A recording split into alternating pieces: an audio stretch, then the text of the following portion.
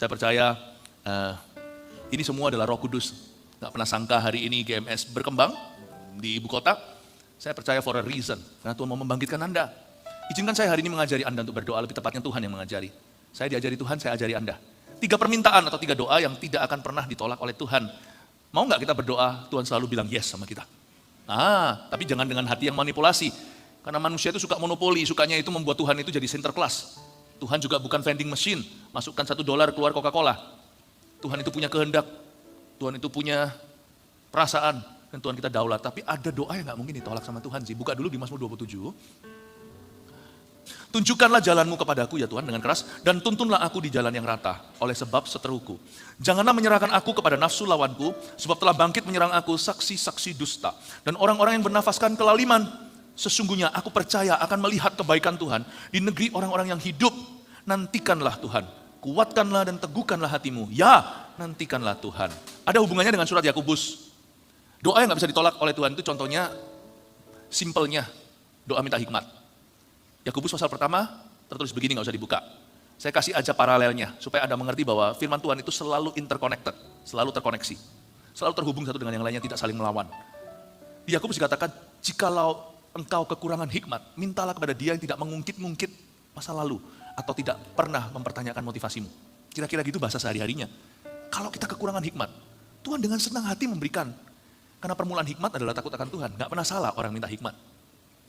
Jadi dari sini kita tahu bahwa ada doa yang pasti dijawab ya sama Tuhan. Tapi bungkusannya terserah Tuhan. Waktu kita buka kadonya, dalamnya apa. Dan di Mazmur 27 ini ada 3 suara doa, 3 permintaan yang Tuhan tidak akan menolaknya. Bicara soal kehidupan doa gak usah rumit lah. Sebelum kita doa sesuatu yang susah, doa dulu sesuatu yang gampang. Doalah sesuatu yang sudah jelas-jelas selaras, udah jelas-jelas kehendak Bapa. Doa itu jangan langsung, misalkan kalau Anda belajar berenang langsung maunya gaya dada, gaya kupu-kupu, gitu, nggak bisa lah. Renang itu selalu mulai dengan pelampung dulu kalau anak kecil ya. Jikalau mereka hanya tahu satu gaya, yaitu gaya batu, tenggelam. Lalu mulai mungkin gaya katak dulu, siapa bisa berenang, lalu gaya bebas pun nggak gampang loh. Kalau kita tidak menguasainya antara gerakan kaki dan tangan, nggak maju-maju itu. Salah arah bisa mundur dia. Doa itu mulai dengan yang gampang. Jangan pernah ada di sini orang yang berkata, aku nggak bisa doa. Semua orang juga mulai nggak bisa berdoa. Kita semua itu lembarannya sama, orang berdosa. Kita tuh selalu mulai as a sinner, alias terpisah. Udah nggak mungkin kita itu tahu bagaimana berdoa. Doa itu mulai dengan yang gampang. Jangan pernah ada di sini orang yang berkata, aku nggak bisa doa. Semua orang juga mulai nggak bisa berdoa. Kita semua itu lembarannya sama, orang berdosa. Kita tuh selalu mulai as a sinner, alias terpisah. Udah nggak mungkin kita itu tahu bagaimana berdoa. Tapi buktinya orang-orang di luar sana itu fasih-fasih doa itu di luar Kristus. Misalnya kepercayaan-kepercayaan lain kan kepercayaan bukan hanya satu. Kalau doa hanya sekedar fasih lidah atau berkata-kata, semua ada orang bisa, ada orang enggak. Doa itu bukan ngomong. Doa itu komunikasi dengan Tuhan. Kalau Tuhan menciptakan dirimu punya hati dan punya kebutuhan, apalagi kalau roh Anda sudah dihidupkan lahir baru, maksudnya, semua orang bisa mulai berdoa. Prayer is hubungan, doa itu hubungan dengan Tuhan, komunikasi. Anak kecil itu dari sejak dia orang bayi, otaknya belum berkembang. Buktinya siapa di sini ingat waktu dia umur 3 bulan? Nggak ingat kan? Waktu dia umur 1 bulan apalagi. Otak kita ini belum ada memorinya tapi belum berfungsi gimana, sudah bisa minta kok. Minta susu. Kita tuh dicipta bisa minta. Setiap manusia tuh dicipta bisa minta. Mau tahu kenapa? Selama kau punya hati bisa minta. Selama kau punya kebutuhan kau bisa minta. Selama kita masih ada need atau kebutuhan atau keperluan, that means you ought to pray and you can pray. Anda bisa berdoa dan Anda sepatutnya berdoa. Dan kalau kita sudah dilahirkan kembali oleh Roh Kudus, kita mampu. So don't say I cannot pray, jangan katakan aku tidak bisa berdoa. Ya mungkin disuruh doa di depan orang, mungkin grogi ya, doa gitu. Nggak bisa berdoa, tapi jangan pernah ngomong, jangan pernah bilang begini, aku nggak bisa berdoa, itu bohong, itu dusta. Bilang aja, aku grogi kalau doa di depan orang, mungkin kasih kesempatan atau tuntunan. Jangan bilang nggak bisa berdoa. Setan senang, setan suka.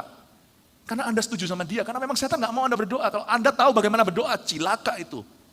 Itu setan ketakutan. Orang yang berdoa itu akan mengusir setan dari hidupnya. Karena kehendak Tuhan akan datang, kerajaan Tuhan ditegakkan. Datanglah kerajaanmu, jadilah kehendakmu, itu doa pertama, kalimat kedua, doa Bapa kami di dalam sorga, dikuduskanlah namamu.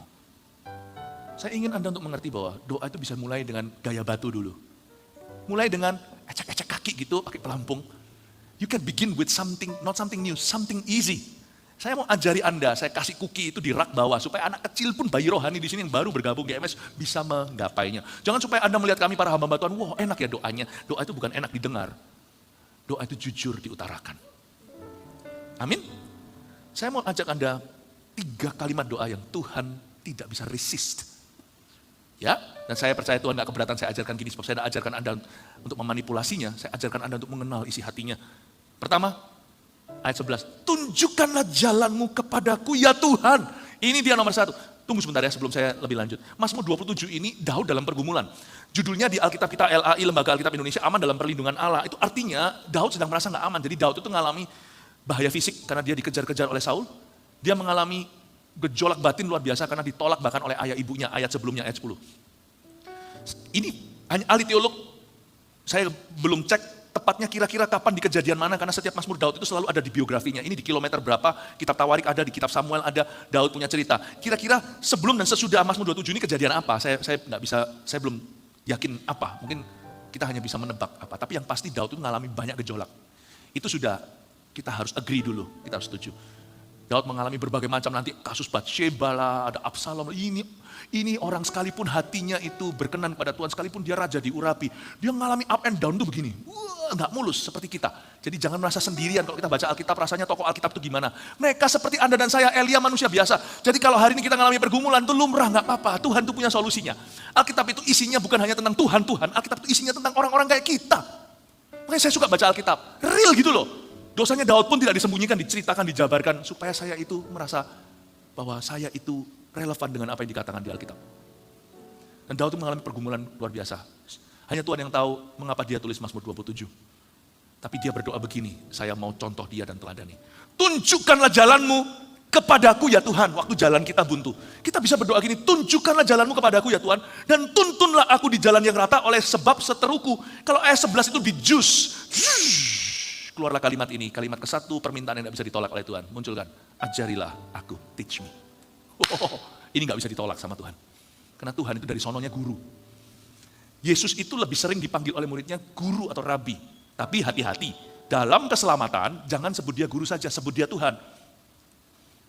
Yudas gak pernah sebut Yesus Tuhan. Anda baca semua kitab Injil, Yudas selalu panggil dia rabi atau guru. Nah itulah celakanya dia. Yesus tidak pernah dituhankan dalam hidupnya, makanya itu Yudas jual dia ketika dia gak dapat yang dia inginkan. Tetapi Petrus menyebut dia, engkaulah Tuhan, Mesias, anak Allah. Sama Yesus dibilang, jangan rame-rame dulu. Bapak membisikkan kepadamu, puji Tuhan. Tapi Petrus pun lebih sering panggil dia guru. Yesus itu dari sononya itu sudah guru. Jadi gak mungkin tolak permintaan ajarilah aku. Makanya itu orang mau masuk kerajaan sorga aja harus punya hati ini. Hati seperti anak kecil, teach me. Orang yang masuk kerajaan sorga itu bukan karena layak, tapi karena dia mau belajar dari Tuhan. Karena dia merasa butuh sama Yesus dan dia merasa dirinya berdosa, dia butuh Tuhan. Makanya Tuhan ampuni dan Tuhan tunjukkan jalan. Alasan ke-1 kenapa orang ke neraka itu bukan karena dosa, tapi sok tahu. Aku gak perlu Tuhan. Dia gak sadar dia orang berdosa. Gak usah. Makanya dia tidak menemukan jalan keselamatan. Karena dia merasa aku bisa kok selamatkan diriku sendiri, I got money. Aku punya koneksi. Orang kalau merasa acu tak butuh, ya dia gak cari Tuhan. Gak cari Tuhan ya gak ketemu Tuhan ya gak selamat ya kemana. Kita perlu mengerti jemaat terkasih bahwa satu kalimat ini Tuhan tidak akan tolak. Biasanya permulaan keselamatan juga begini, bukan ajari aku kalau orang berdosa, save me. Coba datang ke dokter ya, datang ke dokter. Sakit apa? Gak ada, dokternya gimana? Lu ngapain di depanku? Ambil nomor lagi, dia sama mamanya. Oke anak muda, keluhannya di mana supaya saya bisa obati? Gak ada, saya sehat. Kepalanya pusing? Enggak, mana? Lama-lama kalau saya jadi dokter saya tanya, Anda dipaksa ya datang ke sini? Mama yang suruh ya? Bagaimana saya bisa obati? Kalau Yesus adalah tabib bagi orang sakit, mencari orang berdosa. Kalau orang berdosa nggak ngerasa berdosa, nggak ngerasa butuh, makanya susah sekali kan. Orang yang merasa dirinya kaya misalnya, kaya atau enggak itu urusan kedua. Lebih susah masuk dirinya daripada unta masuk lubang jarum. Makanya ada pepatah di Alkitab bunyinya begini, berbahagialah orang yang miskin di hadapan Allah. Ini miskin materi atau enggak itu nomor 2. Dia sungguhan miskin atau dia merasa dirinya tidak punya apa-apa sekalipun dia punya segalanya. Dia merasa itu semua kepercayaan Allah dan dia merendahkan hati di hadapan sang penciptanya. Lain cerita, faktanya dia miskin atau enggak tahu, tapi barang siapa yang miskin di hadapan Allah, berbahagialah sebab dia yang empunya kerajaan sorga. Bagaimana kita bisa diobati kalau kita nggak pernah ngaku kita sakit? Bagaimana kita bisa ditolong kalau kita nggak SOS atau save me? Permulaan mujizat itu bukanlah minta mujizat. Permulaan mujizat itu rendah hati mau belajar. Katakan, teach me your way, oh Lord. Ajari aku. Teach me. Itu gak pernah, saya sendiri bersaksi. Biar saya juga menjadi salah satu saksi hidup. 30 tahun saya ikut Yesus, gak selama beberapa orang. Tapi ikut saya dengan Tuhan itu kualitas.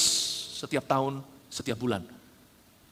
Saya nggak mau jadi Kristen suam-suam kuku, 30 tahun jalanku nggak mulus, tetapi saya berusaha sekeras mungkin ikut Yesus seperti ayat Alkitab dalam bahasa Inggrisnya, my soul follows hard after thee.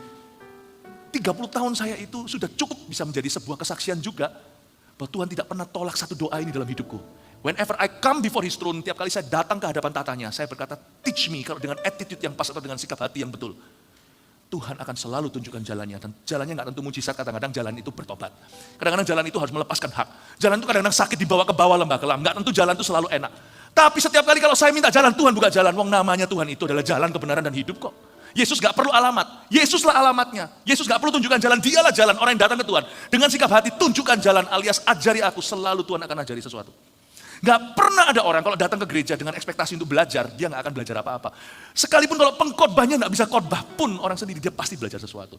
Tapi kalau hati orang itu salah, datang ke sebuah pertemuan, kebaktian kebangunan rohani sekalian. KKR dengan pembicara luar negeri lah siapa, besar ternama sedunia. Dia juga gak dapat apa-apa, entertainment belaka. Tapi kalau hati kita rindu belajar, Tuhan ajari saya, kita pasti dapat sesuatu.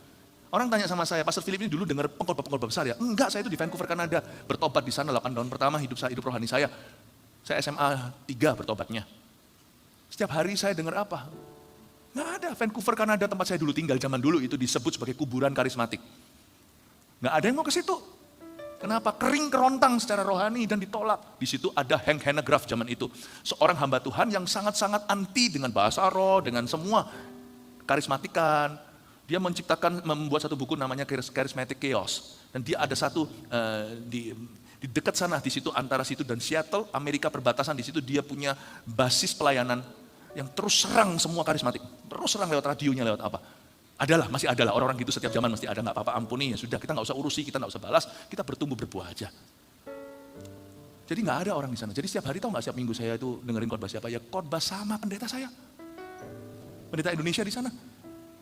Saya punya catatan khotbah kalau Anda lihat hari ini, cuman sayang aja dulu saya nggak ngerti kalau itu akan jadi berguna. Nggak tahu sekarang di mana semua, saya catat semuanya tuh. Nggak, saya dengar sana sini. Pastor Philip mungkin dulu ditumpangi tangan sama siapa ya, orang-orang pendeta besar penginjil. Enggak, boro-boro. Ada pengkhotbah dari Indonesia datang itu sudah jadi rebutan, itu kacang laku keras. Karena kita tiap minggu dengarnya itu. Nggak ada pembicara tamu, sekali ada itu setahun sekali, itu pun kalau ada. Waduh hatinya, aneh ya, look at me. I'm fine, thank you. It doesn't depend on preachers. It depends on your heart. Berbahagialah orang yang haus dan lapar sebab dia akan dipuaskan dalam kebenaran. Berbahagialah orang yang haus dan lapar akan kebenaran, dia akan dipuaskan. Semua dimulai dengan satu doa yang mewarnai hidup kita. Teach me, I'm willing to learn. Aku ingin belajar. Dan ketika kita berkata, aku sudah tahu segala sesuatu, been there, done that, saya sudah bisa lakukan ini itu, saya sudah punya pengalaman, sudah makan asam garam. Detik itulah kau berhenti bertumbuh dan Tuhan berhenti berbicara dalam hidupmu. Dan demikian pula sebentar lagi Roh Kudus berhenti bekerja.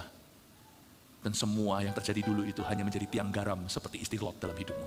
Kau tidak akan menjadi garam dan terang lagi, sudah menjadi mantannya Tuhan. Makanya doa ini gak boleh meninggalkan hidupmu. Gak peduli kalau Anda sudah ikut Tuhan 50 tahun. Gak peduli jika Anda sudah PhD atau sarjana 3. Gak peduli kalau sudah pendeta rangkap 3 kali. Teach me. Nggak peduli Anda sekaya apa, punya koneksi apa, pengetahuanmu seberapa, tahu segala sesuatu, seternama apa, terkenal apa, teach me. Go back, kembali lagi ke kaki itu dan berkata, ajari aku. Saya sampai hari ini loh masih terus berdoa, Tuhan ajari aku untuk berdoa. Saya ngajari orang berdoa harus minta sama Tuhan, ajari saya berdoa. Apa yang saya ajarkan suatu hari pasti akan notok, pasti maksimal. Ajari sesuatu. Ada orang tanya sama saya, Pastor Philip kok bisa khotbahnya beda-beda terus. Hari Kamis kemarin saya baru khotbah tentang surga itu nyata. Ada yang hadir? Nggak ada. Ada nggak ya? Puji Tuhan ya, ada di sini kan ya. Lalu habis itu minggu langsung begitu, minggu depan. Saya khotbah 1 minggu waktu pandemi itu 18 kali, 12-18 kali. Rekor 18-20 kali, khotbah baru semua. Nggak habis-habis ya, itu dia. Mulai habis kalau saya berhenti, berhenti doa ini, teach me. Teach me, oh Lord, ajari aku. Bukakan. Disinilah bahaya Farisi, dia merasa sudah menguasai Alkitab. Dia tahu kejadian sampai Wahyu, malah bisa kritisi dan kritik kanan kiri. When you do that, you stop learning, you stop growing. Engkau akan berhenti belajar, berhenti bertumbuh. Sampai hari ini, makin aku mengenalmu Tuhan, makin aku merasa belum kenal padamu.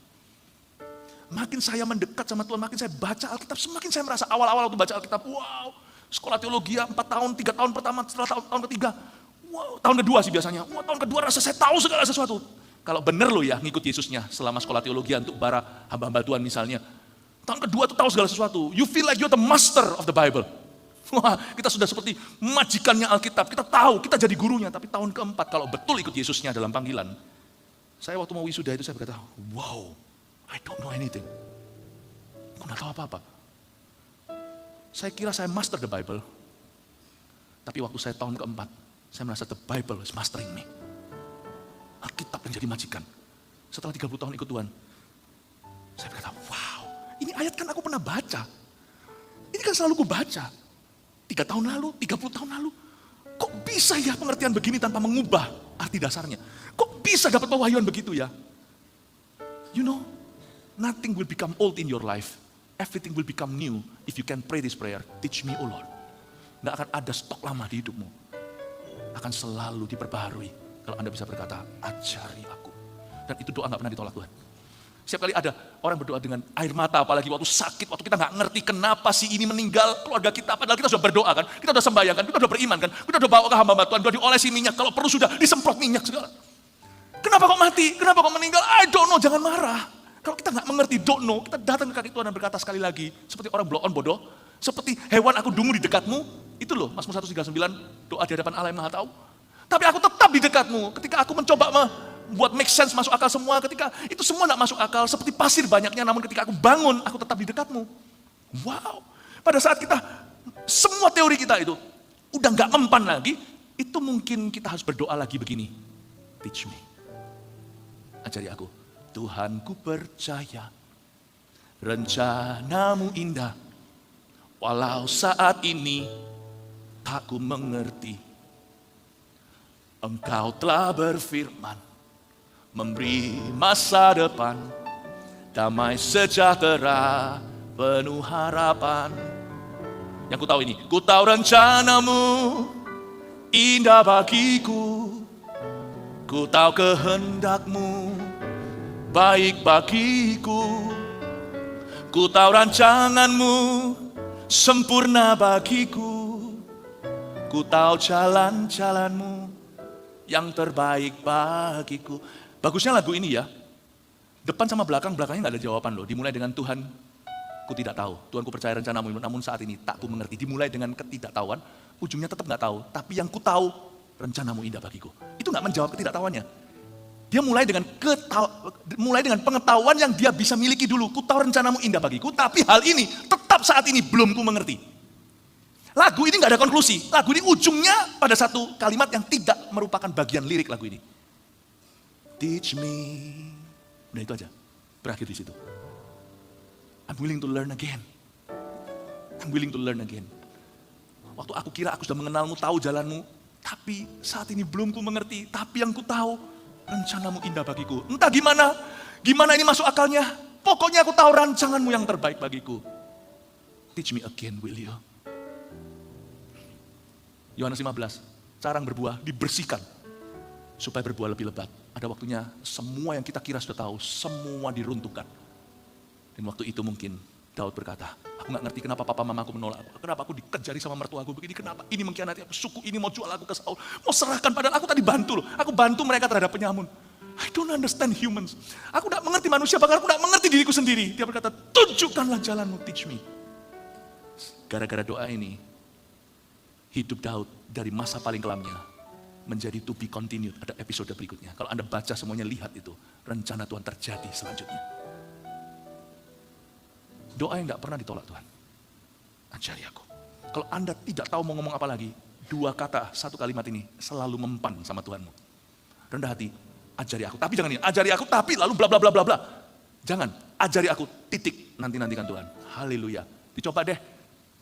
Mempan kok hidup saya 30 tahun, pasti mempan di hidup Anda. Katakan pada kanan kirinya, ya, mempan loh. Haleluya, kasih tepuk tangan Tuhan. Tunjukkanlah jalanmu kepadaku ya Tuhan, dan tuntunlah aku di jalan yang rata. Garis bawah ini, saya tambahin 1 lagi pewahyuan di sini, oleh sebab seteruku. Katakan oleh sebab seteruku. Apa ini oleh sebab seteruku? Bapak Ibu Saudara, Tuhan itu selalu di sisi kita. Bahkan ketika kita salah, ya, tapi jangan hidup dalam kesalahan. Ketika kita salah, asal ada pertobatan, Tuhan selalu akan ada di sisi kita. Jikalau Tuhan di pihak kita, siapa lawan kita? Makanya ada kalimat, engkau harus tuntun aku dan tunjukkan jalan oleh sebab seteruku. Berarti Daud minta Tuhan memihak ke dia. Meskipun Daud juga menuliskan Mazmur, ujilah aku, cobalah aku, lihatlah apakah ada jalanku yang serong, tuntunlah aku di jalan yang kekal. Kebanyakan orang kenapa tidak berani doa, atau kenapa kita itu tidak mengalami keberanian dalam doa, karena kita nggak yakin Allah memihak ke kita, betul nggak? Kalau kita doa ya, kita kan nggak yakin Allah itu memihak ke kita. Belum lagi kita ragu hasilnya kalau kita doakan orang sakit, sembuh nggak ya? Jangankan orang sakit itu, yang doakan kadang-kadang tanya, sembuh nggak ya?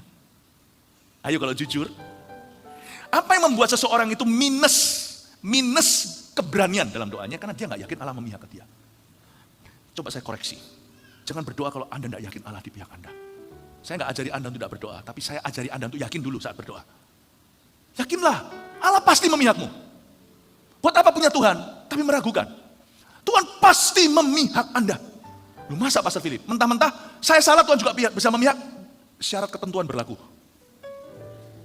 Karena Tuhan tidak bisa membela yang salah. Tapi Tuhan bisa membela orang yang bertobat dari kesalahannya. Nah itu beda. Asal ada pertobatan, dia tidak akan menjadi seterumu. Dia memihak kepadamu oleh sebab seterumu. Orang salah pasti punya musuh, orang benar aja ada musuhnya. Tapi Tuhan akan memihak ke dia asal ada pertobatan. Tapi kalau ini bukan soal kesalahan Anda tidak bersalah misalnya, Anda bersalah bukan berarti Anda bukan orang berdosa. Kita semua itu dari waktu ke waktu belajar dari kesalahan. Tapi kalau giliran kali ini saya nggak salah nih, saya nggak salah. Apakah Tuhan akan memihak ke saya? Asal hatiku benar. Dalam segala perkara, setiap perkara, kalau hatimu benar, Anda harus yakin bersamaan dengan itu bahwa Allah pasti 100% memihak kepadamu dan memihak doamu. 100% pasti, so yakin. Kalau saya lagi salah, saya bisa yakin lagi Allah memihak kepada saya kalau saya bertobat dari kesalahan saya. Makanya Daud setelah bertobat kan dia minta sama Tuhan. Kalau Anda baca Mazmur 51 itu Mazmur nekat. Dia dosa kan, Batseba, mentah-mentah jelas-jelas dia dosa berzina. Tahu nggak ketika dia berkata, jangan ambil rohmu daripadaku, kau ambil kerajaanku nggak apa-apa, tapi jangan buang aku dari hadiratmu. Lalu bla bla bla bla, terakhir dia berkata, berbuatlah baik pada umatmu. Dia tetap raja, dia tetap adalah raja atas Israel atau gembalanya Israel. Padahal dia dosa. Dia tetap berani minta Tuhan berbuatlah baik. Dia minta Allah memihak ke Israel. Padahal raja jatuh, Israel ditinggalkan harusnya. Inilah bedanya kalau leader itu jatuh, itu tulahnya sampai ke umatnya. Tapi Daud ketika bertobat, dari mana tuh keberanian? Dia berkata, Tuhan berbuatlah baik. Pulihkan aku supaya aku bisa memberitahu pada orang berdosa. Kok dia begitu yakin Allah memihak lagi kepada dia? Disinilah nilai sebuah pertobatan. Kalau Anda bertobat secara sungguh-sungguh, nggak tentu ministry atau apalah itu pulih, nggak tentu. Tapi hubunganmu dengan Tuhan bisa 100% pulih. When He forgives you, untuk Allah mengampuni. Sekalipun dosanya Daud itu tidak bisa lagi di rewind atau ditarik ke belakang karena sudah menyebabkan kematian Uriah. Ini bukan dosa yang salah, sorry, kilaf. Orang udah mati, nggak bisa kembali. Tapi Tuhan kalau ampuni, Tuhan ampuni. Coba lihat itu. Meskipun dia mengalami konsekuensi yang dahsyat, Absalom segala. Tapi Daud punya hubungan dengan Tuhan pulih 100%. Dalam konsekuensi itu ada Tuhan sampai dia dikembalikan di posisinya. Setelah pemberontakan Absalom sebagai alhasil dosa-dosanya, Daud itu tetap menjadi nenek moyang Yesus Kristus. Coba bayangkan. Saya nggak ngomong ini supaya kita meremehkan dosa, nggak apa-apa, toh diampuni. Belajar dari Daud, the price is high. Harganya yang dia bayar itu tinggi. Tapi saya juga tidak mau menganulir atau saya tidak mau menetralkan darah Yesus. Dosa apapun seperti Kirmisi, when He forgives you, kalau Anda datang dan berkata, forgive me, ampuni, and teach me again how to walk with you, atau ajari aku untuk berjalan denganmu. Kalau anakmu manusia mengampunimu, kau sungguh-sungguh merdeka. Hubunganmu bisa 100% pulih dengan Tuhan. Di mana ada pertobatan. Dari sini kalimat oleh sebab seteruku ini luar biasa. Tuhan akan selalu memihak kepada orang yang bertobat. Amin. Bahkan kalau masih ada orang yang menganiaya dia karena dosa lamanya, kalau Tuhan sudah ampuni, siapa berani menyebut najis apa yang Tuhan tahirkan? Makanya akan ada orang yang tidak mengerti, stepping on the wrong foot, ada orang yang menginjak kaki orang yang salah. Padahal orang itu fine-fine saja, tapi karena dia menginjak kaki orang yang salah, dia pun akan jadi seterunya Tuhan. Hati-hati ya, ayat ini tidak berkata, saya ajak mikir sedikit ya. Saya tidak kasih makanan anak kecil, saya kasih makanan orang dewasa, ajak mikir sedikit ya. Ini nggak perlu logika gimana, ini perlu perenungan hati. Oleh sebab seteruku itu bukan oleh sebab musuhku. Kalau musuh itu orang jahat, orang fasik. Seteru itu siapapun orang jahat atau orang baik yang stepping on the wrong foot. Yang nginjek kaki yang salah. Kalau Allah di pihak kita, siapa lawan kita? Nah kalau kita nginjek orang yang Tuhan lawan, ya oke lumrah. Tapi jangan kita juga ikut-ikut terseret dalam dosa mereka. Orang salah kok kita ikut-ikut salah, ya kan? Kita harus meresponi segala perkara dengan benar. Jangan halalkan segala cara, mentang-mentang orang lain salah. Jangan. Ada orang nyuri itu di luar sana. Mana lebih salah? Yang curi ayam atau masa yang gebukin dia sampai mati gara-gara dia curi ayam? Dua-dua sama salahnya. Yang mula-mula salah itu yang curi ayam. Yang gebukin dia, tujuannya mulia, menghukum dosa. Tapi main hakim sendiri kan ada polisi. Kan ada jaksa, ada hakim. Itu pembunuh juga. Mestinya ditangkap tuh. Kalau Anda aparat, tangkap itu orang-orang begitu supaya negara kita tidak main anarki. Nah kayak gitu lain kali apa dasarnya? Apa-apa bisa bunuh semau gua. Kalau saya pandang salah, kan masuk ke daerah rawan itu. Masuk ke zaman raja-raja, zaman hakim-hakim. Semua orang berbuat sekehendak hatinya menurut apa yang dia kira benar. Nggak bisa, negara hukum kok. Kalau orang lain salah, jangan ikut salah. Jangan halalkan segala cara, mentang-mentang sana salah. Mana lebih parah? Menghukum orang salah kita ikut salah atau menghukum orang benar dan kita jadi salah? Coba mikir, sama-sama berabe-nya. Oleh sebab seteruku itu bukan oleh sebab musuh. Musuh itu orang jahat. Misalnya nih, ya, misalnya kakak adik 3-3, saya punya anak 3, nggak pernah terjadi beginian sih ya. Anak saya itu malah lucu, kalau satu dihukum, yang satunya ngikut. Lucu sekali ini, Jeremy ini. Dulu kalau ciciknya saya hukum, saya nggak hukum-hukuman lah. Saya ini kita ini orang tua yang kasih, tidak maha kasih, tapi kita kasih dan mengasihi anak-anak kita. Tuhan ajari. Tapi waktu ciciknya salah nih, dulu waktu kecil ya, disetrap gitu. Ayo, nggak setrap. Saya nggak pernah pakai physical punishment atau pukul-pukul, nggak pernah. Saya ambil haknya, kadang-kadang saya suruh dia masuk kamar sendiri. Kalau takut sendirian tetap harus di kamar, tidak digelap-gelap. Jangan pakai cara gitu kalau hukum anak nanti trauma. Nanti besarnya lain kali Anda yang rugi. Ke WC selalu harus Anda barengin. Tapi saya suruh masuk ke kamarnya, ini anak ini ikut dengan cicinya. Saya pada waktu lagi emosi. Saya bilang, kamu mau ikut-ikut dihukum sama cici?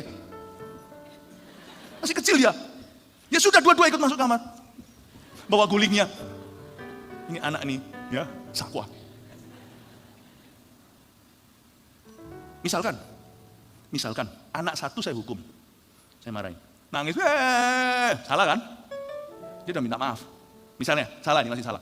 Lalu dia minta maaf, sorry papa, sorry dari peluk. Lalu habis itu adiknya lewat atau kokonya atau siapa saudaranya, tahu rasa lu nakal lu gimana? Nah, dua-dua anak saya, tapi tiba-tiba yang bertobat saya peluk, ini jadi seteru saya. You step on the wrong foot. You step on the wrong foot. Itulah sebabnya ada beberapa berkat melayang dalam hidupmu, you step on the wrong foot in the kingdom of God. Injak sepatu orang yang dikenang Tuhan. Hati-hati. Orang Singapura bilang, no play-play ya. Jangan main-main yang soal gitu. Beberapa kasih karunia tercabut di hidupmu bukan karena Tuhan benci. Tapi karena Anda berada di crossfire. Berada di sengitnya perkenanan Tuhan. Disinilah kita harus pelajari. Daud berkata, tunjukkan jalanmu. Oleh sebab seteruku, beradalah di pihakku. Dan Tuhan berkata pada Abraham, I will bless those who bless you. Akan memberkati siapa yang memberkatimu, akan mengutuki siapa yang mengutukimu. Itu di area bukan musuh, itu di area seteru. Bapak Ibu, kita harus pelajari sesuatu, kata ajari aku ini dahsyat sekali. Implikasinya itu hubungan pulih sama Tuhan. Implikasinya itu orang itu menjadi hak propertinya Tuhan. Semoga Anda belajar sesuatu, ini masih poin 1. Langsung ke poin 2 ya. Poin 2, apa aja permintaan seperti apa yang gak bisa ditolak oleh Allah. Ayat 12, janganlah menyerahkan aku kepada nafsu lawanku. Nah ini sekarang ke lawan, ini sudah ke musuh, ini bukan seteru, ini sudah bicara lawan orang jahat, oke? Ini lawan mara bahaya, lawan apapun juga, roh jahat di udara, peperangan bukan melawan darah dan daging dan sebagainya. Janganlah menyerahkan aku kepada nafsu lawanku, sebab telah bangkit menyerang aku, saksi-saksi dusta. Ini sudah masuk involve, bukan seteru, tapi musuh. Bukan musuh saja, betul-betul lawan, bukan kawan. Menyerang aku saksi-saksi dusta, ini pemfitnah lah, orang-orang menggosip, orang-orang yang bukan cuma sekedar membagikan, menyebarkan berita palsu, tetapi orang-orang yang sudah merugikan sesamanya, merugikan orang benar, dan merugikan Daud. Dan orang-orang yang bernafaskan kelaliman ini bukan hanya dusta, udah orang-orang yang mau mencabut pisau dan menancapkan. Bapak Ibu jemaat yang terkasih, ayat 12 ini adalah permintaan Daud berikutnya yang menjadi permintaan kita, nggak bisa ditolak oleh Allah. 2, lindungilah aku. Kalau hatimu bertobat, Anda berhak privilege ini. Anda bisa klaim premimu. Dan jikalau itu nggak ada urusan dengan Anda sedang salah, asal hatimu benar, batinmu betul, Anda tidak membenci orang yang membencimu, Anda berhak mendoakan ini dan Tuhan tidak akan tolak. Lindungi aku. Pada waktu ada orang yang melawan saya misalkan, Dan kalau saya berada di jalan benar, jalan salah bertobat aja dibela, apalagi kalau di jalan benar. Misal, jalan benar. Kalau saya di jalan benar, lalu habis itu ada orang yang berbuat jahat kepada saya. Ingat tadi saya katakan kalau sudah benar jangan jadi salah. Tetaplah di jalan kebenaran, sebab Anda punya keistimewaan. Orang yang berjalan dalam kebenaran itu punya satu kelebihan. Dia buka suara, lindungi aku, malaikat semua melekat. Orang salah, dia mau teriak-teriak gaya Baal 450, toreh-toreh tubuhnya. Nggak akan ada yang mendengar. Makanya hidup benar itu nggak rugi. Meskipun mungkin nggak tentu diganti dengan aduhai materi. Jangan kita itu cemburu sama sukses orang lain seperti Mazmur yang lainnya, Mazmur 37 ya. Aku hampir terpleset karena aku iri sama orang fasik. Jangan. Orang jahat kok bisa naiknya gitu kendaraannya, aku punya nyicil pun nggak selesai-selesai. Jangan. Orang benar itu punya satu kelebihan, yaitu dia bisa memandang wajah Tuhan. Mungkin gak selalu dapat cashback dari Tuhan. Jangan pernah ukur perkenanan Allah itu dengan berkat material. That's a poor theology. Itu doktrin yang salah. Hak saya kalau saya jalan benar itu saya bisa memandang wajah Tuhan. Saya punya kartu bebas penjara seperti monopoli itu. Saya punya kartu untuk masuk ke dalam singgasana Allah. Dan kalau saya teriak, lindungi saya, Tuhan akan melindunginya. Jangan pernah minta pembelaan Tuhan, emangnya lu siapa gitulah. Emangnya saya siapa, emangnya gua siapa. Tapi bolehlah kita minta penyertaannya. Kalau saya diapa-apain sama musuh, saya gak akan berkata bunuh dia. Kalau gitu kita harus malu dong.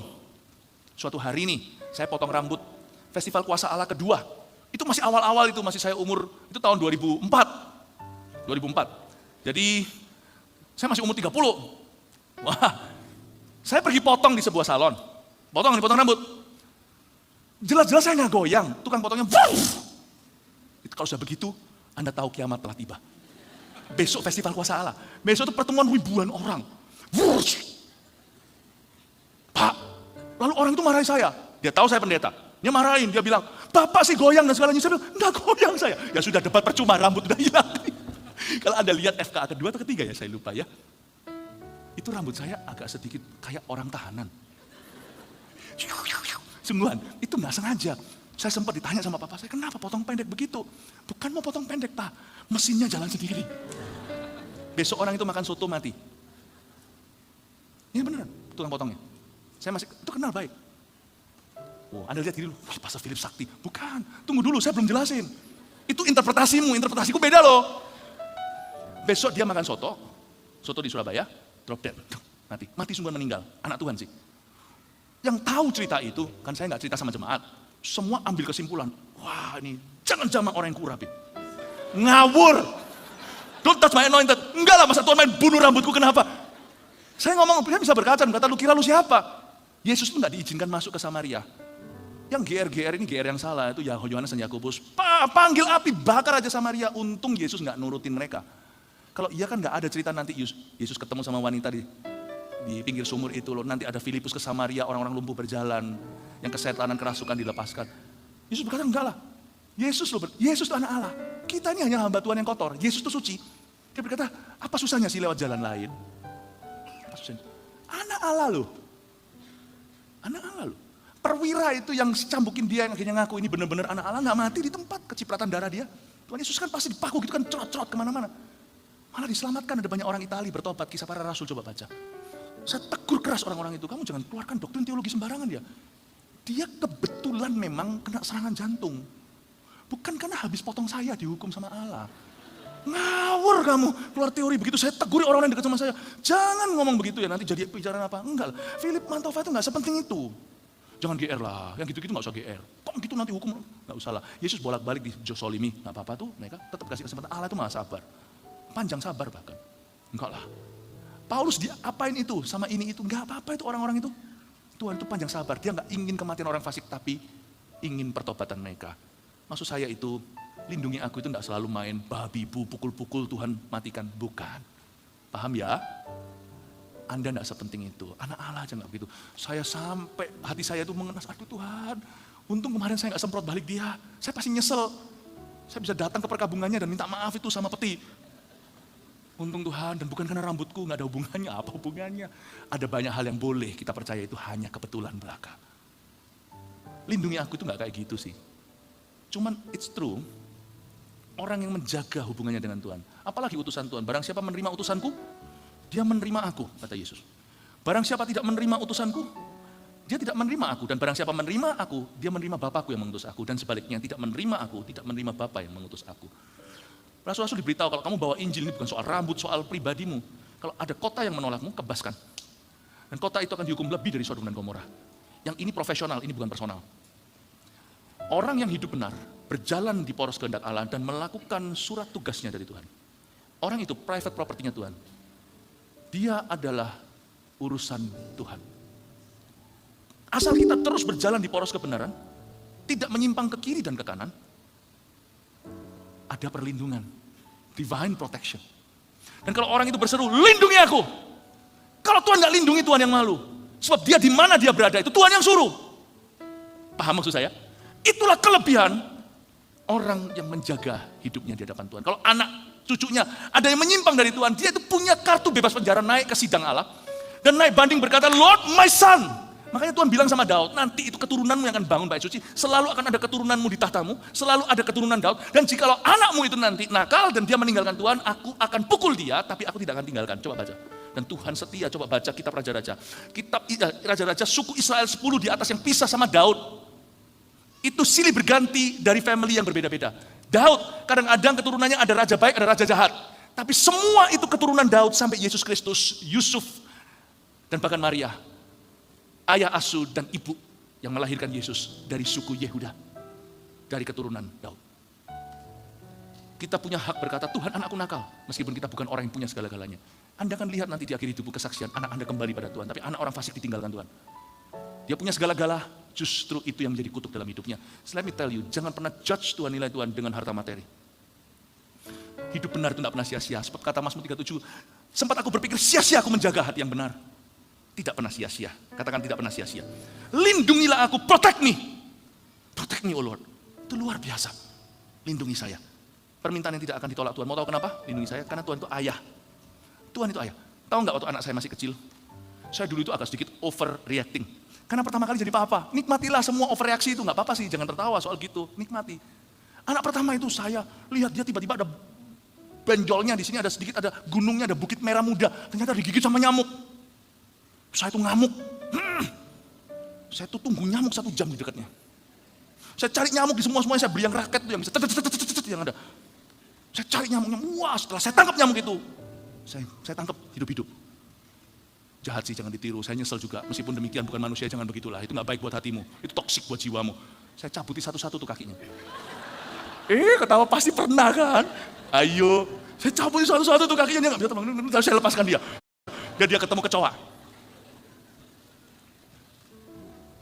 Kita itu dapat, meskipun cara saya salah, tapi sifat protektif saya itu dari Tuhan. Karena kita dicipta dalam gambar dan rupa Allah, setiap ayah terutama. Masa Allah gak akan lindungi kalau anaknya? Lindungi. Anak saya kadang-kadang waktu kecil minta takut sama saya, takut ini padahal gak ada apa-apa. Masa saya marahi dia? Ada satu doa yang gak akan pernah undang marah Allah. Lindungi saya. Paling nanti waktu Tuhan lindungi dulu, kalau anak saya ketakutan misalnya, saya peluk dia. Setelah itu baru saya ajari, nah gini tuh gak usah takut.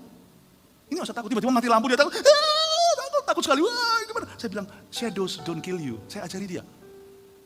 Tapi gak mungkin ketika dia takut, lindungi aku, lalu saya marahi dia dulu. Kamu gini aja takut, gak usah. Gak mungkin, ayah yang baik kan peluk dulu. Dia gak akan tolak jeritan lindungi aku, Papa, baru ajari sesuatu. Paham ya? Ada satu doa yang tidak akan mengundang marah Allah.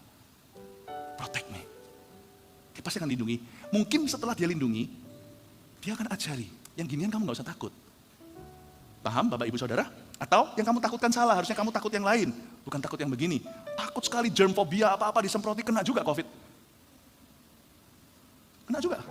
Bukan orang ceroboh, enggak, saya jaga kesehatan, makan vitamin D, olahraga dan segalanya. Saya enggak pernah kena sama sekali selama pandemi. Enggak mungkin beberapa profesi ini enggak kena. Dokter, suster, pendeta. Karena saya kemana-mana, COVID enggak bisa berhenti.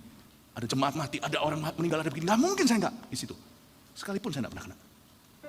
You enggak usah takut yang gitu. Lakukan bagianmu cukup. Takut itu takut dosa. Lebih baik Anda takut menjadi orang yang ketakutan. Nanti lama-lama jadi gaya hidup. Ini belum apa-apa, baru satu begini aja sudah paranoid. Nanti kalau muncul yang baru, maukah hidupmu senantiasa begitu? Saya membuat pilihan, no, this is not gonna be me. Saya akan lakukan bagianku, this is not gonna be me. Kalau apa yang harus kulakukan dengan waspada, apa yang harus kutolak, tapi aku tetap harus maju, hidupku harus produktif. Mungkin di rumah nggak bisa kemana-mana, tapi saya tidak akan memikirkan terus, jangan kena. Saya akan pikirkan gimana melayani orang lain. This is not gonna be me. Tadi pagi saya ajarkan menaklukkan roh takut. Takut itu lama-lama jadi nggak make sense. Takut itu jadi roh nanti lama-lama. Amin. Ada plasternya ini ya. Anda belajar sesuatu, amin? Nggak apa-apa ya, agak molor sedikit, tambah 5 menit ya. Pesawat saya nanti kalau ketinggalan ya kebetulan ya, sekalian ibadah kelima. Jangan diimani tapi, Tuhan protect me. Oke, sebab Tuhan itu Bapa, pasti lindungi. Cuman nggak tentu yang kau takutkan itu sesungguhnya yang perlu kau takutkan. Ada orang itu takut sama kuman, tapi mulutnya penuh dengan kuman. Dikit-dikit, WTF, dikit-dikit, yang gitu-gitu keluar semua. Aneh sih kalau suka kotoran di mulutnya kenapa nggak mau taruh aja suguhan yang aslinya. Buat apa? Takut sekali kuman, tapi nggak takut dosa. Mendingan kebalik lah ya. Mendingan kebalik. Saya mendingan takut hidup saya akhirnya menjadi begini sejak pandemi. Saya jadi orang yang akhirnya dikit-dikit rapuh. No, not me. Saya beritahu sama semua hamba Tuhan, sekolah zaman pandemi satu-satu kembali S2 hari ini. Puji Tuhan, kasih tepuk tangan. Semua sekolah, sarjana. Kita online-nya jalan, ini jalan gereja kita. Luar biasa. Saya percaya itu lebih baik ditakutkan daripada yang enggak. Haleluya. Anda belajar sesuatu yang terakhir. Oh haleluya, kalau yang terakhir minimal, ini saya udah 4 kali ibadah, jadi kalau yang begitu minimal buat saya bahagia dikit. Udah jauh dari rumah, kalau saya bilang terakhir semua bilang, oh jangan atau gimana gitu loh. No gitu ya, atau gimana ya, bilang lagi ya, terakhir. Kurang meyakinkan. Ya udah gak apa-apa. Ayat yang ke-13, sesungguhnya aku percaya akan melihat kebaikan Tuhan di negeri orang-orang yang hidup. So sweet ya Daud itu ya, lihat ayat 13. Sesungguhnya aku itu percaya akan melihat kebaikan Tuhan di negeri orang yang hidup. Gini loh, aduh orang yang optimis itu ya, gimana pun tetap lebih superior dari orang pesimis. Padahal iman itu bukan optimisme, iman itu lebih dari itu. Kalau optimis saja nggak bisa, mana bisa beriman? Sebab optimis aja belum tentu iman. Sorry ya nak, papa hari ini nggak bisa pergi. Apa nggak pergi? Langsung tantrum, langsung di lantai, pukul tanah, gitu. Aduh, papanya itu mengasihi dia dengan hati yang pedih. Nggak bisa karena papanya bukan nggak mau, tapi memang nggak bisa hari itu. Papa nggak bisa antar kamu pergi ke Dufan, dunia fantasi. Papa nggak punya uangnya. Papa lagi ngalamin masalah, bukan masalah gimana. Papa itu lagi kerja lagi, ini lagi masalah. Ini ada banyak meeting yang darurat. Nah, tolong mengerti, nggak bisa lah anak kecil orang itu. Mau ke Dufan. Bayangin kalau anak satunya, nggak apa-apa. Papa sudah mengusahakan.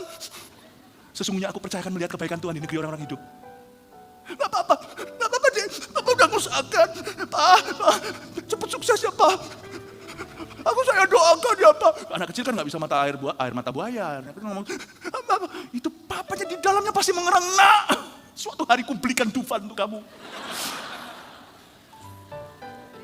Lalu tahun depannya papanya keluar dari lubang finansial yang menggerogotinya. Papanya bawa ke Dufan di akhir malam harinya.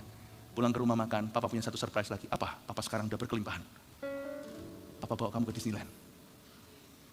Dimanapun orang optimis itu lain sih.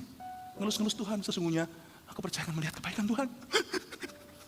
Aku di negeri orang-orang yang hidup lain. Tuhan itu jangan dimarah-marahin, dikecewa-kecewain. Kecewa aku sama Tuhan, kecewa. Tuhan akan mengasihimu, tetap akan mencintaimu, tapi dengan hati pedih. Aduh, dalam hati kalau Tuhan bisa ngomong ya, aku ngapa untuk kecewa sama saya?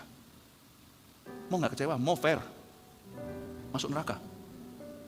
Kenapa aku harus menebusmu? Dosa-dosamu? Adam dan Hawa? Enggak, Adam dan Hawa dosamu lebih parah dari Adam. Adam makan buah. Anda makan apa? Makan pasangan orang. Dan ayat 14, nantikanlah Tuhan. Ini ngomong sendiri, dia gak suruh orang lain. Dia ngomong sama dirinya sendiri, nantikan Tuhan, kuatkan dan teguhkan hatimu, ya nantikanlah Tuhan. Yang ketiga, biarkanlah aku di sini menunggumu. Kalau Anda lagi mengalami suatu jalan buntu, doa ini gak pernah ditolak Tuhan. Ya sudah Tuhan, belum ada jawaban nih, ceritanya belum ada jawaban. Kita teriak-teriak juga gak ada jawaban.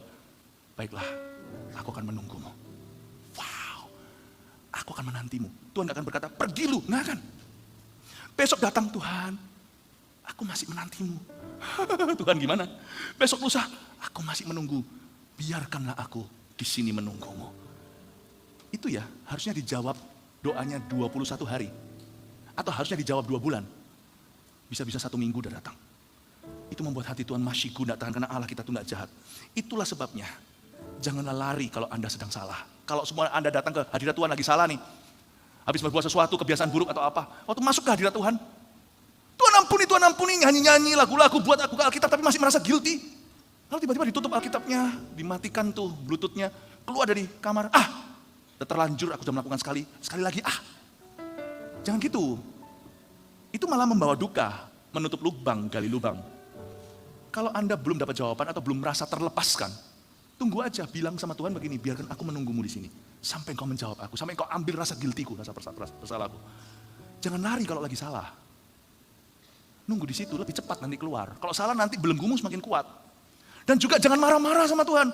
Mana katanya Tuhan baik? Awal-awal sih ngelendek sama Tuhan. Tuhan, aku mengasihimu, tolong aku ya Tuhan. Aku kesulitan, Tuhan aku dalam masalah segalanya. Tik-tok, tik-tok, tik-tok, tik-tok, tik-tok, tik-tok. 2 days later, 2 hari kemudian. Tetap gak ada jawaban. Marah-marah sama Tuhan, katanya Tuhan baik. Kenapa aku pelayanan? Kalau pelayanan kenapa diizinkan? Semua ini permasalahan. Jangan gitu. Itu tidak akan membawamu lebih cepat keluar masalah. Tapi belenggumu semakin kuat. Jangan marah-marah sama Tuhan. Kalau Anda sedang menanti-nantikan sesuatu belum terjadi, bilang sama Tuhan, izinkan aku terus menunggumu soal itu. Lihat ya Tuhan, masyiku hatinya. Karena doa seperti ini membuat lebih cepat, bukan membuat lebih pelan. Let me wait on you. Amin Bapak Ibu Saudara. 3 ini tidak pernah Anda terapkan. Tulis baik-baik, ajarilah aku. 2, lindungilah aku. 3, biarkanlah aku di sini menunggumu. Ini kebaktian yang terakhir, di foto cepat ya. Haleluya. Puji Tuhan. Praise the Lord. God bless you. Di foto sekalian. Jesus loves you. Mari kita semua bangkit berdiri. Haleluya.